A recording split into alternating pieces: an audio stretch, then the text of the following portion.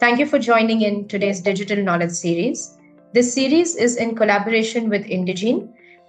In our fireside chat of today, our speakers will take us through how a digital first approach will help the pharma industry grow and honestly benefit patients. So, without much ado, let me extend a warm welcome to our speakers. We have with us Dr. David Shulkin, advisor to Indegene and former US Secretary of Veteran Affairs. Dr. David is a global expert in patient centric care policy and execution. He has served as the Undersecretary of Health for the US Department of Veteran Affairs in the Obama and the Trump administration. And he brings with him extensive knowledge and administrative experience in digital health. The moderator for today's fireside chat is Mr. Suresh P, President OPPI and General Manager AbbVie India. With more than 30 years of experience in the pharmaceutical industry, Suresh has led both specialty as well as mass therapeutic areas and has successfully launched global products in the country. Thank you to both our speakers for joining in today. As we begin our session, a quick reminder to our audience. We will have time for Q&A towards the end of the session, and the audience may kindly click on the raise the hand icon to ask questions. A request also to kindly be on mute and off cameras during the session. So thank you once again, everyone, and over to you, Suresh. Thank you, Sabri, and hope you can all hear me well. And good morning, good afternoon to all of you, and welcome to the session on scaling digital transformation in healthcare with Dr. David Shulkin, MD, advisor to Indegene, and former US Secretary of Veteran Affairs. So it's good that we have Dr. David here, who is so experienced, and he's going to bring a lot of value to us as we get into the real chat. But before we get into the fireside chat, let me set the context. I think dynamic and digitized, these are the two buzzwords that have been very aptly defined the pharma space over the past few years. Today, the Indian pharmaceutical sector stands in the cusp. And by all estimates, it's expected to reach around $130 billion by 2030. Now, the COVID-19 pandemic has had different kinds of impact on people, but definitely for the pharma space, especially the digital acceleration, it's actually had a positive impact. And digitization has been leveraged across the value chain for R&D, diagnostics, disease management, and telemedicine. So digitization and access to healthcare is going to be a very important role in growing the pharma industry in India. And the initiatives which the government has put in place, such as the Ayushman Bharat Digital Mission, aims to deliver universal healthcare coverage by integrating digital technologies into healthcare infrastructure. And not only that, the government has actually put in their commitment by announcing an outlay of almost $4.5 billion or 37,000 crores for the National Digital Health Mission. So it's a lot of support for the future of digitalization. Finally, I believe that the global pandemic has hastened the digital disruption. And this disruption has transformed how people, healthcare physicians, and patients react to services and products. So it's a big change which is happening. And hitherto, the pharma industry has been sort of a laggard in the digital space as compared to other industries. But I think the COVID pandemic and everything else which has happened around it has accelerated our journey into the digital space. So today we have Dr. David. He brings in a tremendous amount of knowledge and administrative experience in digital health. And during his tenure in the US Department of Veteran Affairs, he has invested significantly in virtual care, digital health, and interoperable health systems. And from what I understand, they have an electronic health record of supporting almost 9 million veterans. And I think that's something which is significant. So, Dr. David, welcome to India. And, just to kickstart the fireside chat is what brings you to India? Well, first of all, thank you. And I thought your introductory comments, Suresh, were really right on target and very, very thoughtful. So just to let everyone know, I'm here in Mumbai, and this is my first visit to India, and it's quite an honor to be here. As you mentioned, I also have the privilege of working with Indegene as an advisor and have spent time with their team in the United States. But I knew that the real magic and the real work was being done over here in India, where they are in Bangalore. And so having the chance to come over and see that myself and understand the type of people that are supporting this type of digital transformation for so many pharmaceutical companies is something that I really think is an experience. You know, when you get a chance to visit yourself and meet people and talk to people, it's a lot better than just doing it virtually. Absolutely, absolutely. And since you have so much of experience, and having knowledge about the global trends, can you talk to us a little bit about the key trends impacting the healthcare industry and your thoughts on it? Yeah, well, look, there's so many trends impacting the healthcare industry. In general, the way that I tend to think about a healthcare industry is that a functional healthcare system, whether you're part of it as a pharmaceutical company, a healthcare provider, or a patient, you need to have good access to care. You need to have good quality care or good quality product. And then you need to have affordability.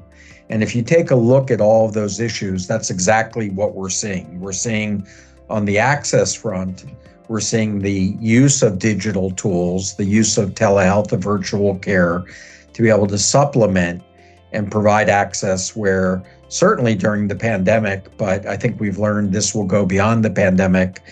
We've had trouble reaching populations of patients. I certainly experienced that running the Department of Veteran Affairs, where we had to use virtual care to reach veterans. On the quality front, I think this is where the research and discovery of life sciences is so important, because there's so many areas of healthcare that we need further advances in, whether it's neuroscience with Alzheimer's, whether it's the continued advances in cancer or cardiac care, or some of just the general medical issues.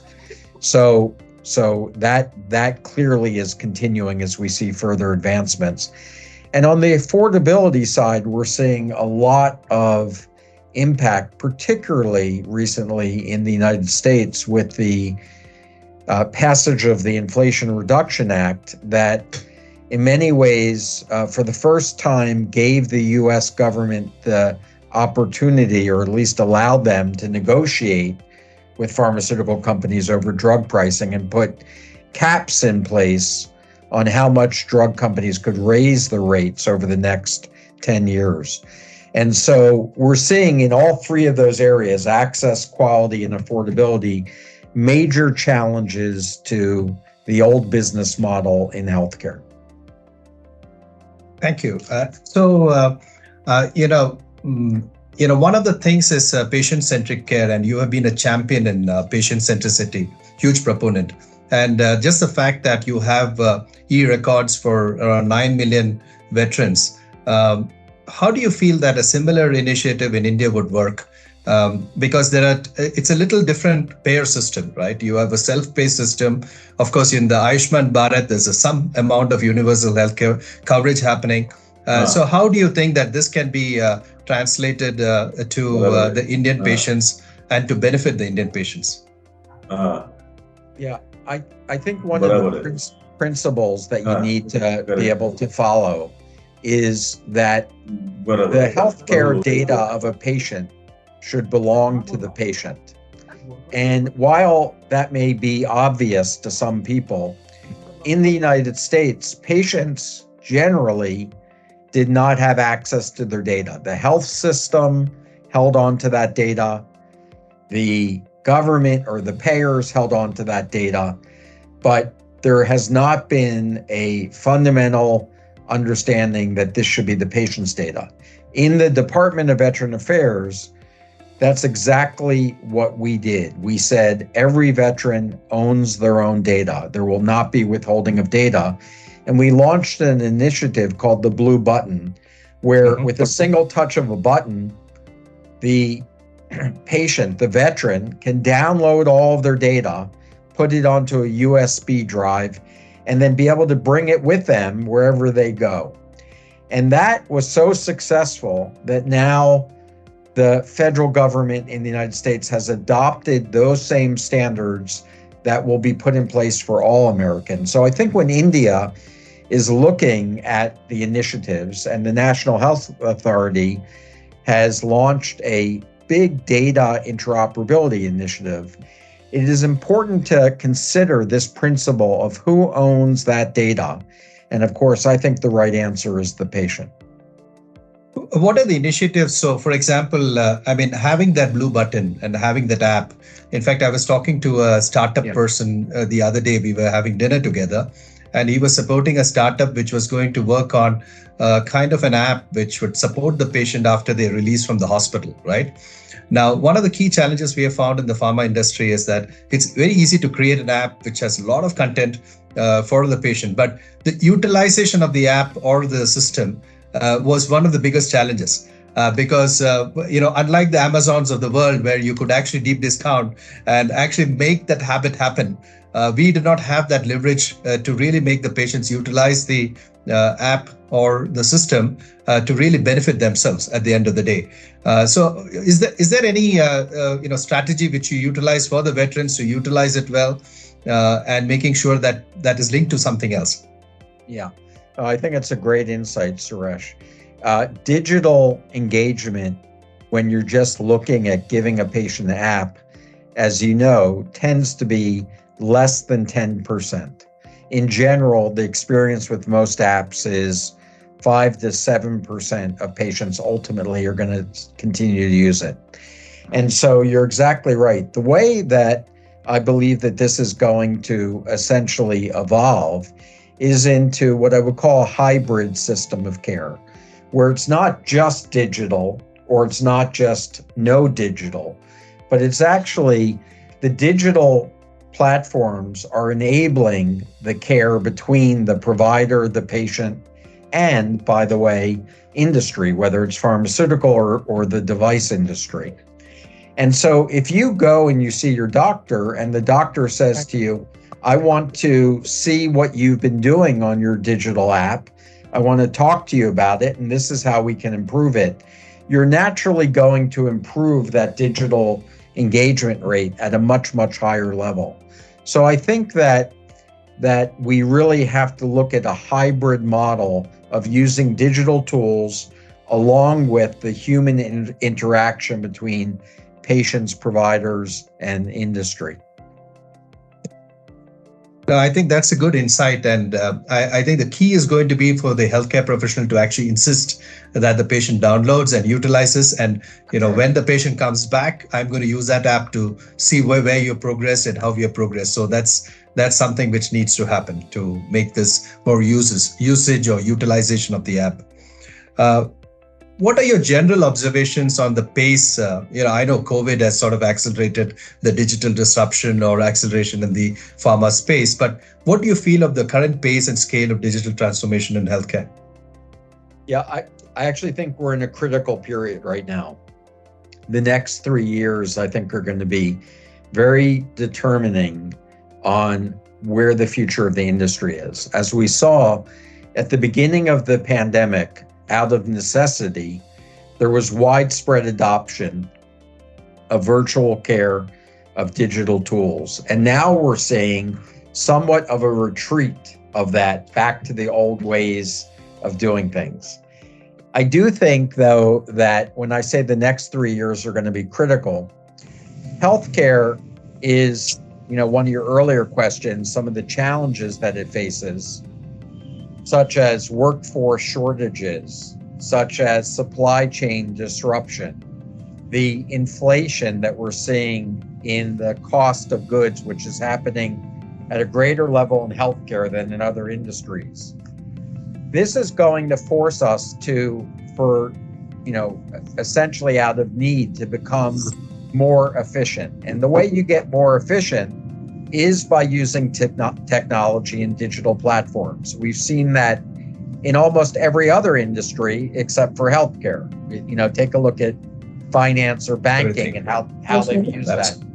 So I think that one would expect that there's going to be much broader digital adoption over the next couple years. But I think that healthcare always has a way of surprising people at how it sticks to the old ways of doing things, keeping the status quo. And so therefore, I think these next couple of years is going to be really important to see what happens in how quickly this moves forward. It's certainly, there's every reason for it to. And I think that, as you've mentioned with your introductory comments, we're seeing the investments from government, the investments from industry itself, the demand from patients. So it looks like we're going to see an acceleration, but I often am surprised about healthcare. No, what you said is absolutely right. I mean, we were very gung-ho when the COVID happened and everything became virtual. We found there was a very cost-effective way to reach out to doctors for CMEs, high-quality scientific content. Our interactions with the doctors were virtual through the CRM systems. And we said, you know what, we don't need physical reps at all. We could actually do it. But lo and behold, immediately after the COVID, we found that 99% of the interactions now with the doctors are back to physical interactions. So it's hardly one or two. So what we're looking forward to doing is actually moving some of the geographical expansion activities into virtual mode, or expansion of customer base into virtual mode. These are the two things which we're doing there. But what is remaining, and which is very good, is that we are able to reach out to a larger amount of HCPs with high quality scientific content through the virtual mode. Which would have been very expensive to get all of them together in one space to cascade.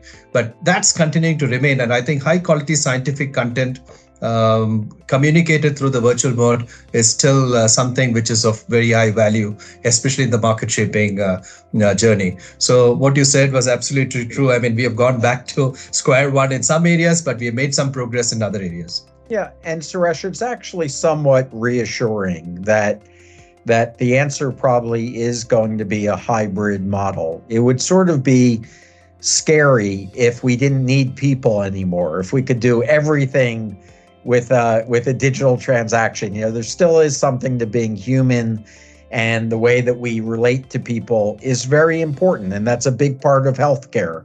That's how people are comforted. That's how people are heard. That's how, we deliver a lot of the improvements because of this human interaction. On the other hand, going back to where we were, where healthcare was pen and paper, and you never made labor productivity gains, that doesn't make a lot of sense. So this sort of middle ground is probably what we're all looking for.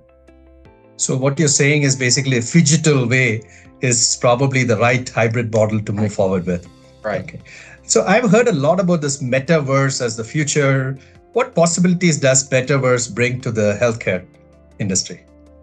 Well, I think metaverse is likely to be another useful tool or adjuvant to helping close the gap between the patient experience and all of these new products and technologies. So if you take the pharmaceutical industry, and a patient really wants to understand what's it going to be like to take that drug, what are the side effects, what benefits can I expect from it, using a virtual reality platform, being able to experience what others have, I think it's going to be, frankly, pretty useful. I don't think it's going to completely replace the ability to ask questions and learn from others and get supported from others, just as we were talking about. But I think it's going to be a useful tool. And I think there's going to be a lot of exploration of how we can close a lot of the lack of understanding of how medications and other treatments impact patients. And it's one of the reasons why, in your industry, in the pharmaceutical industry, we know very high levels of non-compliance with taking medications. And I think the metaverse and virtual reality may be a tool that we can use to close some of those compliance gaps. No, absolutely. In fact, recently we are working on, you scan the augmented reality, you could actually have rich media files put on where you can actually give the patient information on the product. How do you put the product? How do you use the product? And what are your disease and what are the precautions? So I think these are technologies which are going to benefit the patient in terms of their adherence, their knowledge of the seriousness of the disease, because in many cases the patients are not aware of the seriousness of the disease, and thereby getting an optimal outcome from the medicines. So thank you so much for the metaverse answer. So last one before we go into the questions, because we want to leave some time for the people to ask them. Some of the initiatives taken by the Indian government was e-Sanjeevani, which is a telemedicine capability built during COVID for remote doctor consultations, and the National Digital Health Mission. What are your thoughts on these initiatives, and what more we need to do on this? Well, I think that they're very bold and important initiatives. And one of the uses of telehealth and virtual care and remote monitoring, I think it can make a significant difference in reducing the disparities of care between those that have resources to afford the best and those that don't and rely upon government for their healthcare.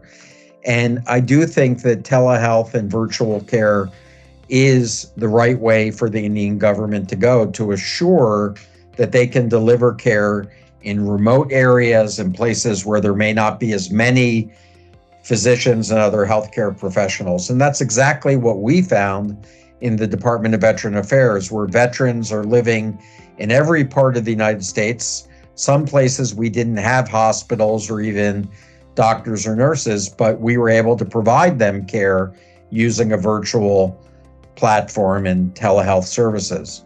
I also think that the Indian government, the national health authorities, investment and commitment to creating interoperable data, an interoperable data platform, is going to be important not only to help improve the care that people in India get, but also to help the industry and to be able to expand the ability to use data for research and discovery, and to be able to share data across industry segments so that you can begin to start putting together pharmaceutical data with physical health data, with behavioral health data, with device data. And that's really how I think we're going to advance healthcare the fastest and the best way. Great, thanks. So last but not the least, I think India being the software services provider, a lot of innovation happening in the software space to the world, and we provide a lot to the world. What do you think, how do you think US and India can collaborate and perhaps co-innovate to scale digital transformation in healthcare? Well, I think there's so many opportunities, and that's clearly, what I'm learning on my visit here in India. I think that, first of all, we're seeing a lot of the talent in the software, in the technology world in India now beginning to turn its attention to healthcare. There are 7,000 new startups in healthcare in India, and we're seeing companies like Indegene that are focused on helping the life sciences industry. And I do think that you're going to see US companies turning more to look for help internationally. India would be a natural place to do that because of the workforce shortages that are occurring all throughout the United States. You just can't hire people with the type of technical backgrounds that India is so rich in. And so I think it's going to create more collaborations, more opportunities. And I think even at the government level, you can see that both the US government and the Indian government are really creating policies that are very similar about how healthcare should be dealt with. Thank you, David. I think you have, really put a perspective on how we could move forward digitally, and also bring in some of the best practices which are happening in the US, as well as, dovetailing some of the initiatives which the government is putting in place. So thank you so much for sharing your thoughts. But I think we have now open it up to the audience. I think there are a few questions. Asavri, if you can sort of guide us. I think there are some questions in the chat, maybe, and anybody who wants to ask a question, please raise your hand and open your video and probably ask the question. But I think there's one question from Amrinder Dillon. So the question is, how important is mesh tracking for social listening and insight generation, medical subject heading? So that's the question which Amrinder has. Well, Suresh, feel free to jump in because that may be beyond my expertise. I think the question has to do with how do you categorize data? How do you search for it? How do you access data? And, I will tell you that one of the principles of data interoperability and accessing data is to create standard definitions of those data elements and those data sets.